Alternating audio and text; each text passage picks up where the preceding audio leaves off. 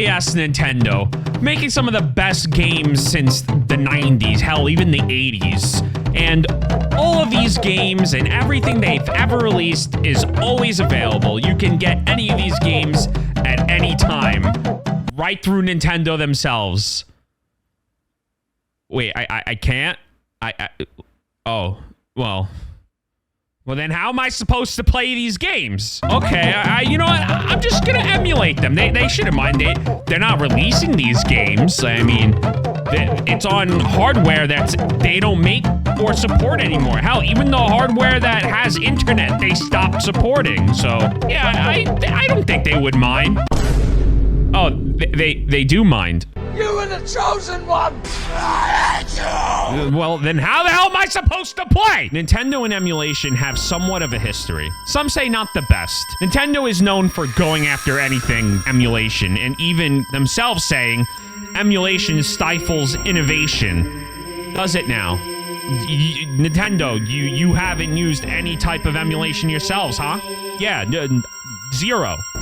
Okay, I'm just making sure there, Nintendo. Even if said service or console isn't even being made anymore, or you're not even able to get the games, they'll still come after it. The latest victim of Nintendo going after emulation was Yuzu. Yuzu is a Switch emulator, which is still in continuation. You could still buy a lot of the Switch games. Yuzu was hit with a $2.4 million lawsuit and basically folded to Nintendo and shut down all their services and any other emulation that they do on the side, which just so happens to be Citra, which is a Nintendo 3DS emulator as well. Yuzu pretty much folded. They just folded and paid it out. Now, Nintendo going after emulation is nothing new. They've been doing this since the 90s, like back with Game Genie. They were going after Game Genie. And then also in like early 2000s, going after Project 64 when it was being hosted on a website that also distributed ROMs.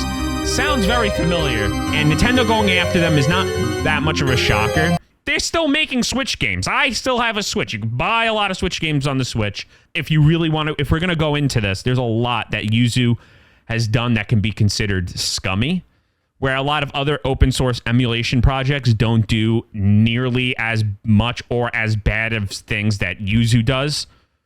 There's a lot of things Yuzu does that I just really don't agree with, but also I kind of hate when Nintendo goes after emulation, so this leaves me a bit split in two. A lot of people use Switch emulation as a way to pirate games. Wow, shock. Oh my god, who would have thought? And a lot of these pirated games could be indie games. You're not necessarily stealing from Nintendo, but stealing from these small indie developers, or even if they're a little bit bigger.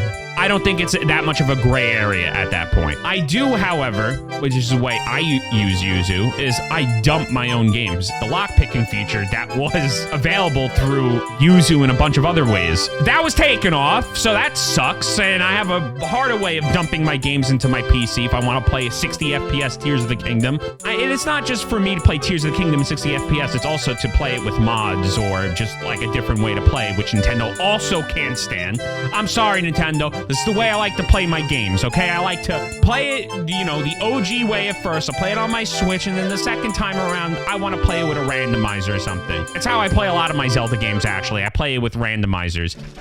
You're playing FF7? Rebirth or Remake? Or Original? Oh my god!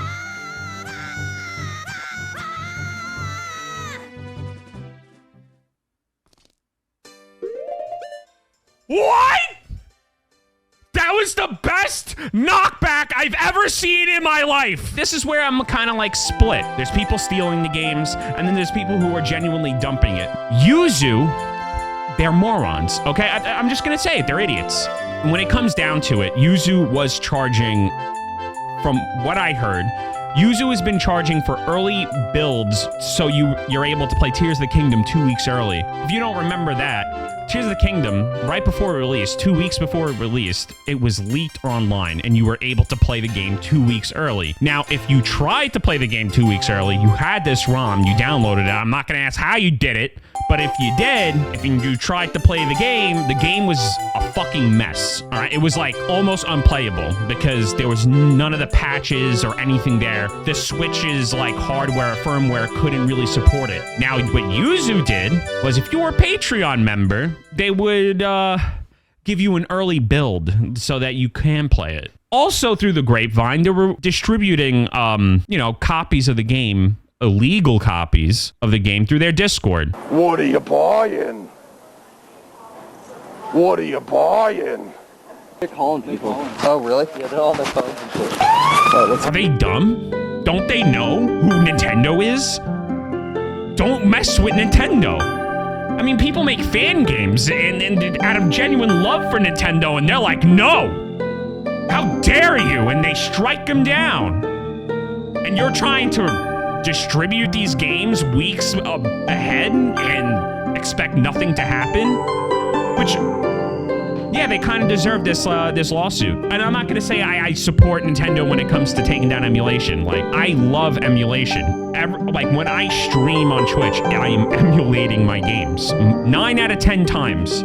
Why? Because it offers something that the original hardware either can't, or it's offering something that Nintendo just flat out refuses to ever do. Like, for example, I like playing Ocarina of Time a lot. It's like one of my favorite games. I grew up with the game.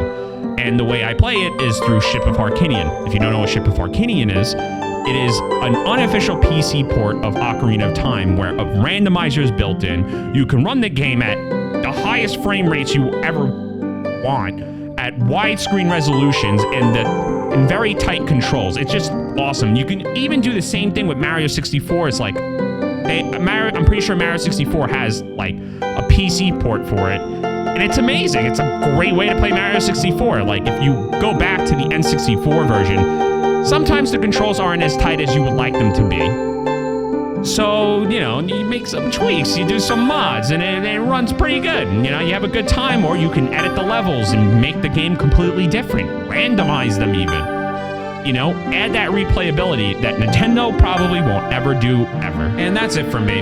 If you agree, disagree, let me know in the comments. And yeah, I just wanted to make a video about this. I'm very passionate about emulation. I have friends who are very passionate about emulation. And yeah, this was kind of a wild thing to see. But it happened. Nintendo went after another emulator. And maybe it was deserved. Maybe it wasn't deserved. Let me know. And I'll see you in the next one. I don't like this low gravity. Okay? I really didn't like what you guys were planning. This is terrible for the economy.